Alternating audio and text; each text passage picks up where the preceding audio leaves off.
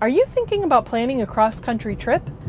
Hi, I'm Jen Grover, and on this week's episode of Tab Talk, I'll be sharing how I plan a trip and what some of my favorite tools, websites, and apps are for trip planning. You'll want to watch until the end because I'm going to share how to save money and extend your subscription for two key subscription services that I use related to trip planning. I've been mentioning for a couple of videos that I have an exciting announcement coming up soon. Well, it isn't this week, but we are getting close. I've been working on something for a few months that I can't wait to share with you, so make sure you hit the subscribe button and you'll be notified when I post a new video. One of the best tips I can give you is to choose the time of year wisely. That sounds easy enough, but there's a little more to it than that. Some people can't take any time of year off they want to. Maybe they work as a teacher or have kids at home, so they're limited to the summer. Just make your expectations align with the time of year that you're going to travel. My second tip involves using a notebook to keep track of the information that you're collecting for your trip. You can use paper and pencil if you want. I prefer to use digital. Not only is it easy for me to access from my PC, my phone, or a tablet, I can easily share it with my sister-in-law. The notebook I use is Microsoft's OneNote. You don't have to have a Microsoft Office subscription to use OneNote. There's a free cloud version available for everyone, and you can download the app for free on your phone as well. In OneNote, I have three main sections that I use for every trip. The first is for my itinerary. The second is for my campground reservations if I have them. And then the third is for my budget. How do I actually plan my route? That's a really good question.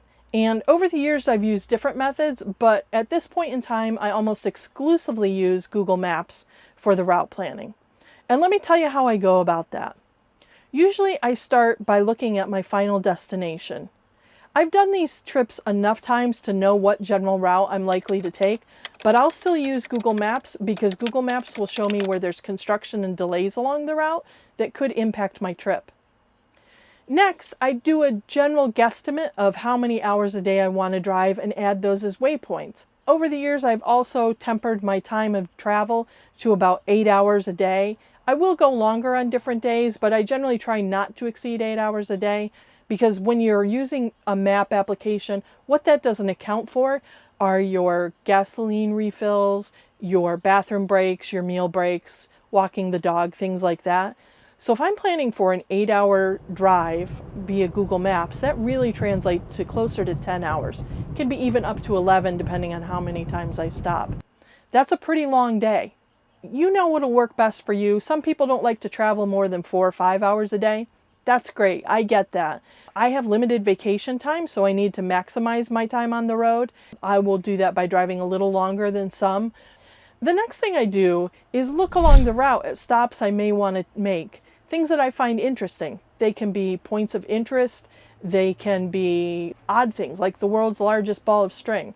They can be state parks, national parks, natural landmarks, historic landmarks.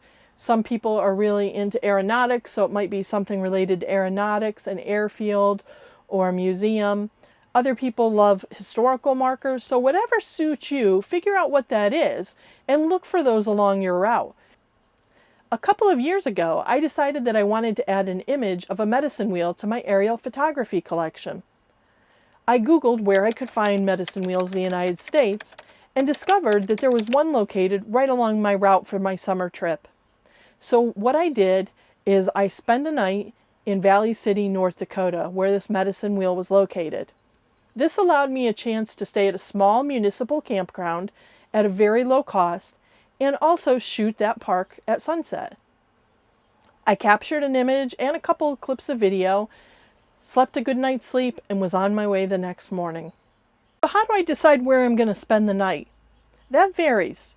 If it's cool weather, I like to use Walmart and Cracker Barrel. They're simply convenient. I often am pulling in the evening, usually after 7 o'clock, and I'm out early the next morning. If I know I want to spend the night, particularly if I need shore power for air conditioning or another purpose, or maybe I need to do laundry at a campground, I'll use either Campendian, RV Parky, or other websites to help me find the right campground. Some people are looking for that one go-to app. For me, it's the Campendium website. There is an iPhone app available, but if you have Android, you can access Campendium via browser on your mobile phone. Works great on a mobile browser. And I love Campendium because it shows you what users have reported as far as cell phone strength, the amenities, and lots of pictures. It's a great site. RV Parky is another website and app that I like to use because it gives you a lot of filters. One of the filters that I really like in RV Parky is the low clearance filter. So if you're going to be getting off for a night, it shows you if there's an overpass that's going to be a problem. We don't run into too many of those with tabs. They're not terribly tall, but it is still good to know. Last year, for the first time, I bought a subscription to the RV Overnight Parking website and app. This site gives you detailed user reports from actual Walmarts, Cracker Barrels, Cabela's, other locations where you can spend the night at no cost. These are user reports. They're not a guarantee, but the moderation provided by the subscription gives you a lot of confidence in where you'll be spending the night as you plan a trip. The Overnight RV Parking app is less than $30 a year, and it was well worth my time and money last year. In addition, if you refer somebody, that person will get an extra month and you'll get an extra month. So if you mention that I referred you, I'll get an extra month and you'll get an extra month. I will be trying Harvest Host for the first time this year. Harvest Host is a subscription that allows you to spend the night, just one night, at either a winery, a farm, a distillery, or other attraction, all for free. You aren't asked to purchase something from the owner of that small business, but once you pay the subscription fee, there is no set camping fees associated with it. With Harvest Host, you do have to have a self-contained tab, so you wouldn't be able to use their restroom facilities, and you shouldn't expect to cook outside if you have a clamshell.